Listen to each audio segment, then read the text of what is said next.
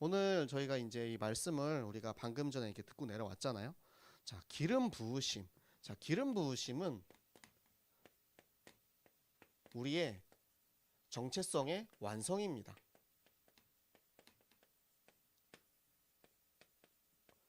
내가 누구인지 기름 부으심이 마지막에 이제 도장을 꽝꽝꽝 찍는 거예요. 그래서 내가 기름 부음 받은 하나님의 자녀라는 정체성을 명확히 가지는 완성된 순간부터 우리는 이제 새로운 시작을 하게 됩니다. 이 새로운 시작을 우리는 사명이라고 이야기를 합니다. 내가 누구인지 알면 내가 무엇을 위해 살아야 하는지 하나님께서 우리에게 보여주세요. 그것을 우리는 사명이라고 해요. 제가 어제 이제 토요스쿨 하면서 물어봤거든요. 랩런트들한테. 사명이 뭔지 아세요? 사명이라는 단어의 뜻을 우리 초등부 이제 어린 랩런트들은 어렵단 말이에요. 그러면은 사명이 뭐냐? 우리가 해야 할 일이 사명이다. 하나님께서 우리에게 복음을 주시고 구원을 주시고 생명을 주신 이유가 무엇이냐 이거예요. 내가 받았으니 나는 받은 것을 주어야 하는 사명을 가지고 있어요. 그것이 기름 부음 받은 사람이 누려야 하는 우리의 삶입니다. 삶 속에서 자연스럽게 되어져 가는 거예요. 뭔가 억지로 만들어서 꾸며서 하는 게 아니고 삶 속에서 되어지는 것. 이 되어지는 것을 저는 우리 교회의 용어로는 성경학교라고 표현을 하고 싶어요. 사실은 성경학교를 우리가 해야 된다라고 이야기를 많이 해요. 성경학교를 해야 된다라고 이야기를 하지만 성경학교를 하기 위해서 시스템을 위해서 시스템을 까는 거는 결국에는 지속이 안 되거든요. 여러분 성경학교 다 해보셨죠? 어려서부터 엄마 따라서 어쩔 수 없이 거기서 율동도 하고 또 구원의 길 하라 그러면 구원의 길도 하고 또 다섯 손가락 하라 그러면 다섯 손가락도 하고 아니면은 이것도 저것도 다 하기 싫어가지고 억지로 앉아 있기도 하고 아니면 집에서 성경학교를 하고 있는데 나는 안 할 거야 라고 집에 들어가서 방에 들어가서 문 잠가 놓고 있기도 하고 아니면은 그 시간에 핑계를 대고 슬그머니 밖에 나가기도 하고 여러 가지 이제 상황들이 다 있었을 거예요. 많은 이제 현장들을 제가 이렇게 보다 보니까 여러분들이 자라나는 그 모습들이 거의 다 비슷한 것 같아요. 그런데 요 성경학교라는 것을 우리가 어떻게 해야 되냐면 여러분의 지금 나이와 여러분의 현장에서 요 기름 부음 받았다라는 그것을 내가 누리고 있으면 그곳에서 되어지는 것들을 하나님께서 보여주시는 거예요. 제가 이번에 중국에 가가지고 이제 중국에 있는 그 현장들을 이렇게 가서 엄지사모랑 같이 만나고 왔잖아요. 그 현장에 가서 그 엄지사모 하는 성경학교 사역자들 이렇게 만났어요. 그 사람들은 굉장히 갈급해요. 굉장히 필요해. 왜? 우리 아이들이 복음을 들을 수 있는 기회가 없거든. 우리 아이들이 복음을 들을 수 있는 기회가 없고 아이들만 문제가 있는 게 아니고 그 엄마들도 그 가정도 내가 정말 정확한 복음 이 말씀을 들을 수 있는 기회가 없다 보니까 계속해서 갈급하고 힘든 거야. 그런데 그 힘든 상황에서 정확한 답을 줄 수 있는 사람이 아무도 없어요. 그래서 엄사모가 다른 거 한 거 아니에요. 그냥 우리 교회에서 성경학교 하는 거 다섯 손가락 뭐 생명나무 이런 거 하고요. 조금 이제 심화 단계로 가서는 이제 거기서 새생명 새생활 복음 편지 그리고 이제 조금 이제 잘 따라오는 오랜 기간 하시는 분들은 소요일이 문다. 우리 청년부에서도 한 번 더 했었죠. 소요일이 문다. 그러니까 그런 가장 기본적인 말씀과 교리와 그 신앙생활의 기초적인 것들을 조금만 도와줬는데 막 반응이 나오는 거예요.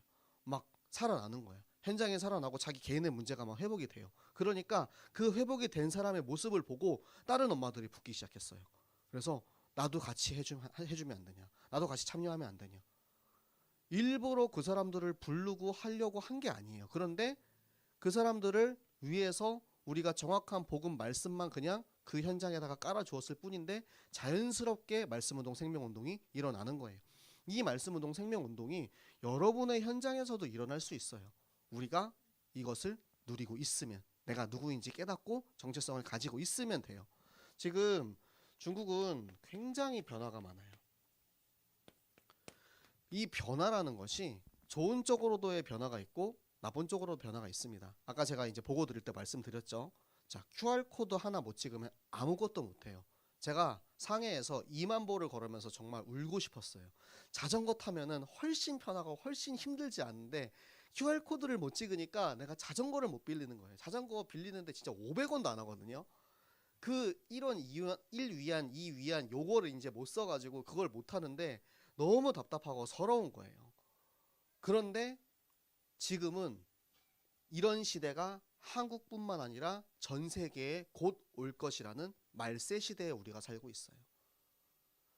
예수 그리스도께서 십자가에 달려 죽임 당하시고 승천하신 그 그리스도가 다시 오시는 재림의 그때, 그 사이의 간격을 우리는 말세 시대라고 합니다. 예수님께서 언제 오실지 알 수 없지만 그 마지막 때에 나타나는 그 징표 중에 하나는 악마의 표를 받지 않고는 아무것도 할 수 없는 그런 시대가 됩니다. 그때는 슈퍼에서 콜라 하나도 못 사는 시대가 돼요. 근데 제가 실제로 슈퍼에 가서 콜라 하나도 살 수 없는 그런 상황을 처하고 오니까 와, 진짜 머지 않았구나. 정말 지금 이때가 우리가 깨어 있어야 하는 때구나 라는 생각이 너무 드는 거예요. 그리고 심지어 어떤 친구는 제가 중고등부 예배 시간에 얘기했는데 난 그리스도 안 믿어 라고 당당하게 얘기했어요. 저랑 같이 남경에서 오랫동안 같이 신앙생활을 하던 동생인데 그 친구가 친구의 친구를 통해서 들은 거예요. 걔는 너 어떻게 잘 지내라고 물어보니까 자기 예수 안 믿는데, 이렇게 이야기를 들으니까 철렁하는 거예요. 와, 혹시 우리 교회, 우리 렘넌트, 우리 청년 중에 혹시라도 이런 사람이 있으면 어떡하지?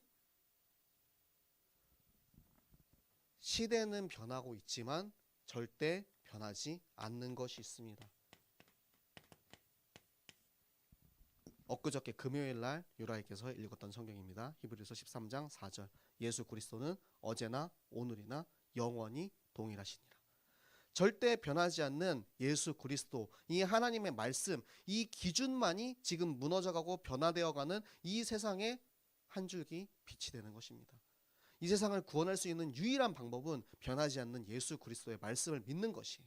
그 말씀을 가진 여러분이 바로 세상을 살릴 수 있는 기름 부음 받은 자인 것입니다. 그래서 이 정체성을 여러분이 갖고 계셔야 돼요. 그것을 내가 가지고 있지 못하면 여러분 세상에 찌부됩니다. 눌려요. 내가 세상 속에서 일하는 게 너무 힘들어. 왜 힘들어요? 그리스도인으로서 세상에 사는 게 힘들 수밖에 없어요. 우리는 동일한 방법으로 동일한 기준으로 그들과 싸워서는 이길 수 없거든요. 지금 이 세상의 3단체들, 저 세상의 물질주의 그 사람들은 이길 수 없어요.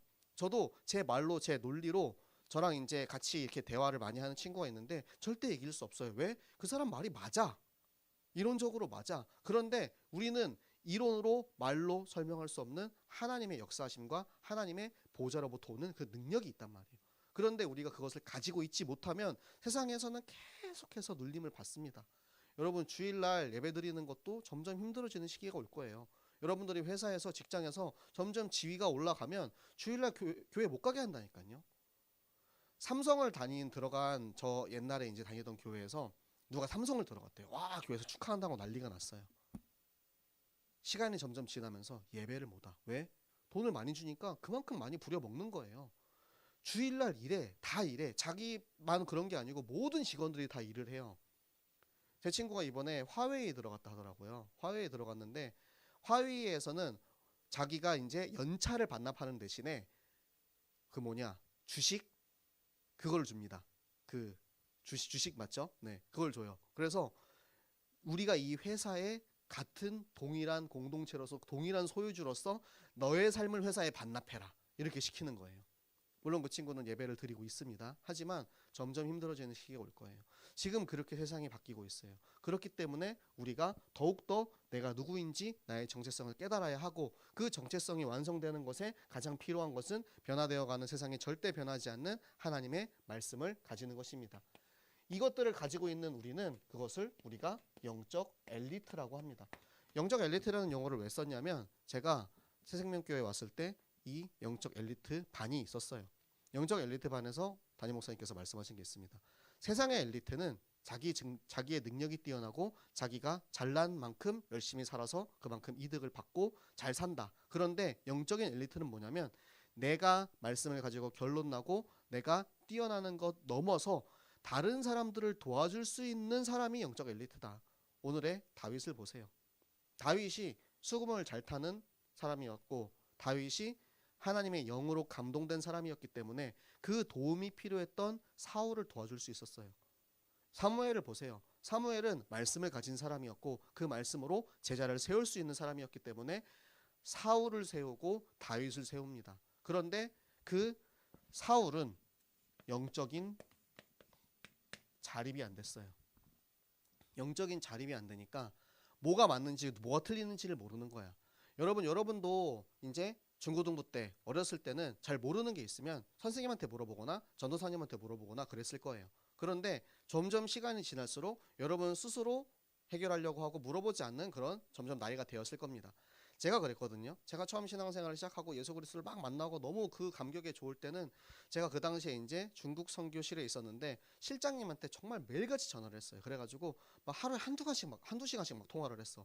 실장님 이건 어떻게 해야 돼요? 저건 어떻게 해야 돼요? 정말 궁금한 게 많고 물어볼 게 많았어요. 그런데 어느 정도 시간이 지나고 저의 신앙이 성숙해지고 나서는 내가 이런 부분들을 사람에게 물었을 게 아니구나. 내가 이거는 하나님과 물어봐서 하나님과의 관계 가운데 해결해야 하는 것이구나. 이런 부분을 깨닫고 나서 이제 점점 그런 것들이 사라졌습니다. 그래서는 이제 저만의 이제 영적 자립을 이룬 거죠.